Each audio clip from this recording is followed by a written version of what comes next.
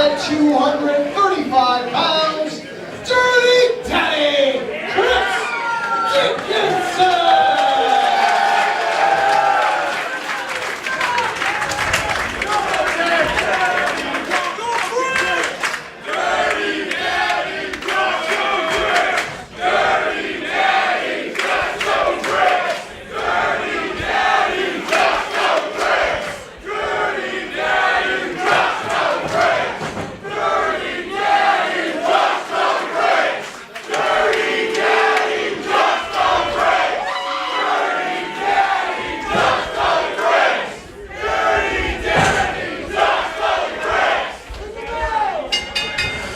Match number 5 here, starting off on. Talk about a feeling out process. Max Smashmaster here, played by Paul Crockett. And Paul, you know much about these two competitors, don't you? Absolutely. Josh Briggs coming out of the New England Pro Wrestling Academy, and Chris Dickinson making a name for himself in Beyond Wrestling for years. So both men very familiar with New England and both familiar with, quite frankly, kicking ass. Of course. Yeah. And we've seen that already in, the 30 seconds of this match since the bell has rung. And Josh Briggs going to try to end it nice and early, putting all of his body weight across the shoulders of Chris Dickinson. But like you said, right, Josh Briggs out of the New England Pro Wrestling Academy, a powerhouse in talent.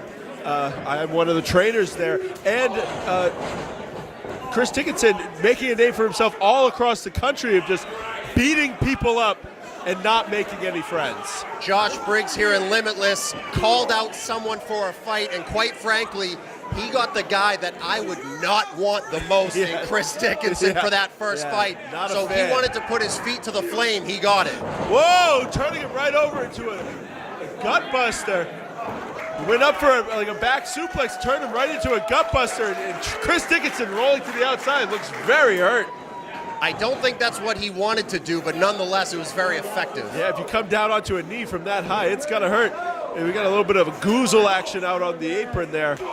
Dangerous, precarious position.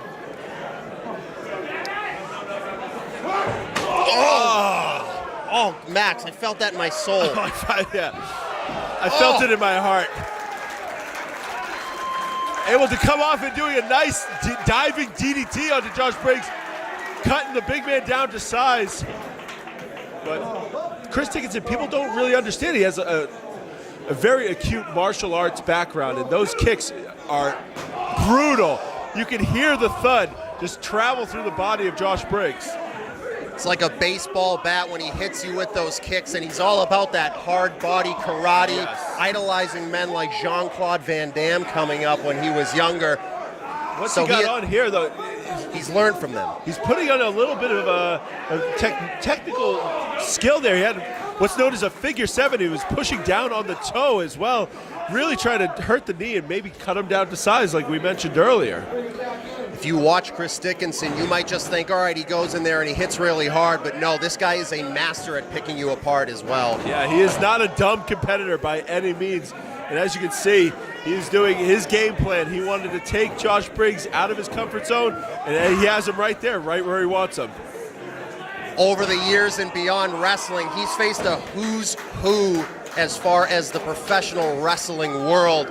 So he has been in there with some very, very tough guys. Absolutely, and all the way even into Evolve and appearing on NXT shows as Chris Dickinson and making it just an impact every single place he goes.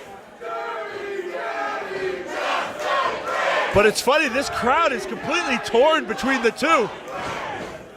Absolutely.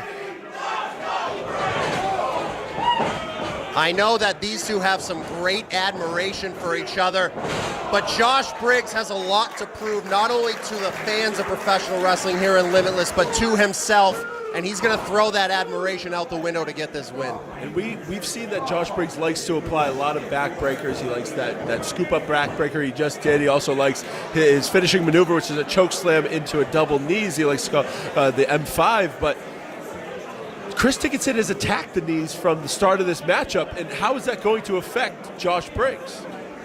I know Josh pretty well, and while he is an intelligent human being, when it comes to competing, he'll do anything to win. He will break himself, and if it takes him breaking his own kneecaps to hit that M5, he might do it.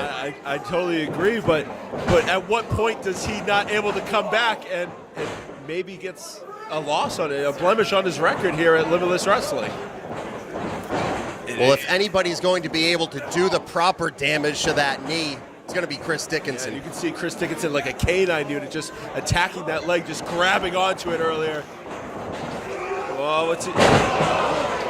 You got to believe he was probably going for a backbreaker there, but he's not able to drop down onto his knees. His knees are injured, and he's showing the effects of it. Yeah, he showed some great improvisation there in midair, realizing it wasn't a good idea to go for that backbreaker, and instead went for the sidewalk slam. Yep, brought him right down, but you can see favoring it really hard. His left knee, it looks like, has been damaged. The thing you need to look out for with Dickinson is, as intelligent of a competitor as he is, he's also nuts. Yes. So at some point during the match, his whole strategy might go out the window. Oh, Josh Briggs, I think his knee buckled a little bit on that, though.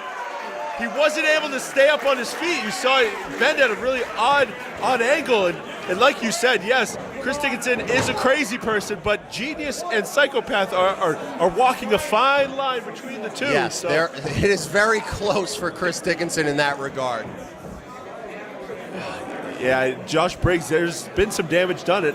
And Paul, I've torn an ACL in the ring during a match, and you know it hurts, but you have to finish, you have to keep going, and you wait for the consequences later, but every step you take, every move you make, someone's watching you, but also you're doing more damage to that knee.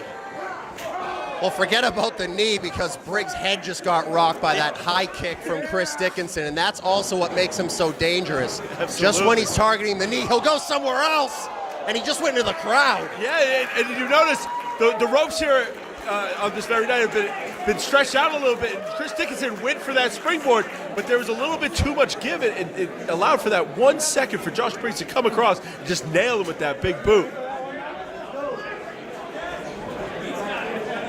You got to believe that Josh Briggs would have been on him a little bit quicker, but that's a bad move. Right down on that left knee, the knee that is hurting him. Oh, it may come down to risk versus reward here, Max. It could be kick him in the knee till it hurts, and then kick him in the brain till he can't remember his knee hurts. Oh, God. Oh, buckle bomb right on the rope, though. He didn't even hit the buckle itself. Driving him down with a Kawada-style bomb. Oh, able to get that shoulder up. What's he going for here? Going right after it.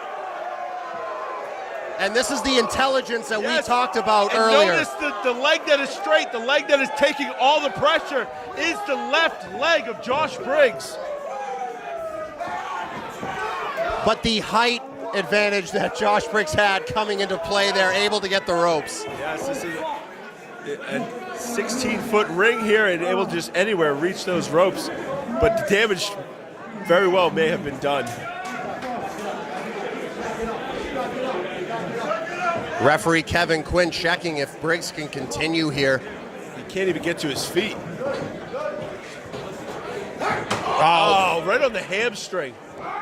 Like a bullseye, taking that whole leg apart. Remember, that hamstring connects right to the back of the knee, and it's going to be pulling on those tendons. Briggs has been in some dangerous situations in his career. Spent some time at the New Japan LA dojo, so he's learned a lot about having what it takes to overcome obstacles.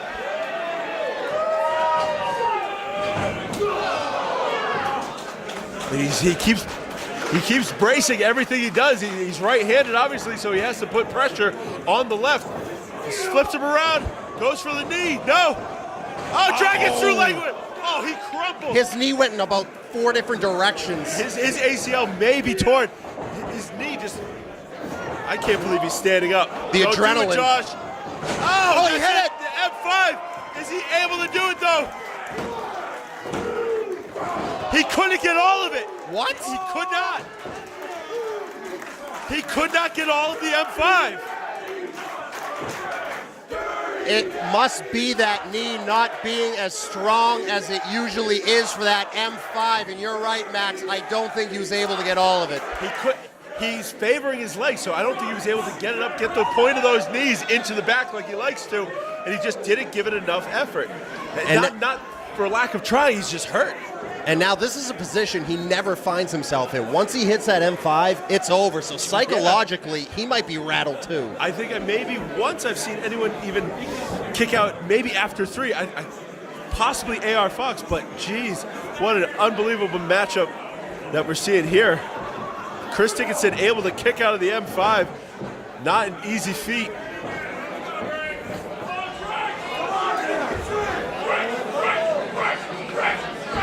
And now Briggs seems confused. He seems like he doesn't know what direction to go in here, and I can't blame him. And the biggest thing after the M5 I've seen him do is just an M5 off the second, and I doubt he's going to attempt that. His knee is just, it's a mess. He's running on adrenaline right now. The longer it goes, the less that adrenaline keeps pumping, and he's got to start feeling it. He's got to be there now. Oh, yeah. He's like a wounded dog, man. And I was going to say at some point Dickinson was going to find an opening, and he did. He notices that Josh Briggs is just, he is hurt. He's in a bad way, and he doesn't know what to do. Going for it again. Oh, you see just the pain etched on his face, rolls him through in a victory roll. What's he doing here? The Billy Goat's cursor looks like he's going for. If he gets that leg up and over, yep. Oh, focusing on that knee. Wait, STF. Step over, toe hold, face lock, and he has to give Josh Briggs. Josh Briggs taps out. The night of upsets.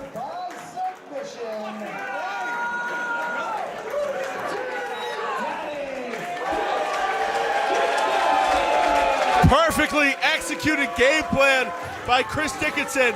Attack the leg and allow Josh Briggs to hurt himself when he tries his offense. You may not like Chris Dickinson, but you have to understand what he did and how brilliant it was. As great of a veteran as Dickinson is, you're right. This is an upset to me because Briggs has made Limitless his house, but Dickinson just kicked the door in and took that win.